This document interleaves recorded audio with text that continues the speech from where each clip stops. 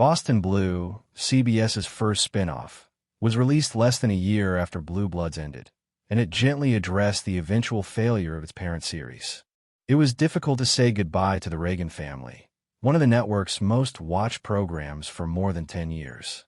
Blue Bloods wasn't canceled because no one was watching. Rather, it joined other fan favorites like So Help Me Todd and NCIS, Hawaii's casualties of CBS cost-cutting initiatives. CBS formally revives Blue Bloods through a spin-off, well aware that the show is still incredibly popular, even when streamed backwards. Spearheaded by Donnie Wahlberg's Danny Reagan, Boston Blue takes set in Beantown, where he and his son, Sean, currently lives. It's difficult to be apart from Frank and his family in Fresh York, but it makes room for a fresh narrative.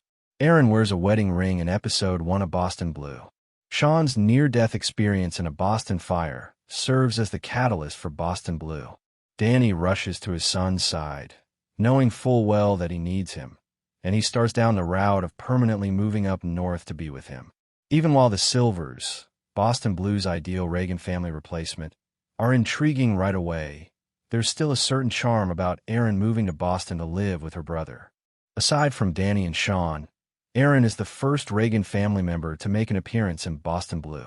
Cameos will be simple given how easily accessible Beantown is from New York. Aaron's appearance, however, is noteworthy because it quietly atones for Blue Blood's last letdown, which was not telling Frank and the other members of the clan that Aaron and Jack had remarried. Aaron is clearly wearing a wedding band when she makes a reappearance in Boston Blue. This essentially verifies that, between the conclusion of Boston Blue and its spinoff, she and Jack had already told the Reagan family that they were getting back together.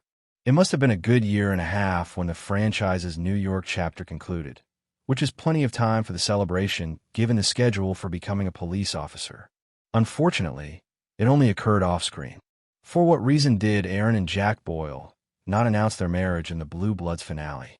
Everyone was simply relieved that they had all been able to defend the city without anyone getting hurt when the Reagans sat down after a particularly trying day. Aaron and Jack were about to announce their second marriage while staring at each other before the supper even began. They were interrupted, nevertheless, by the happy news that Jamie and Eddie were expecting their first child. The family's attention was swiftly drawn to this. Aaron and Jack chose to postpone making their announcement so as not to interfere with Jamie and Eddie's moment, despite Danny's attempts to question her about it.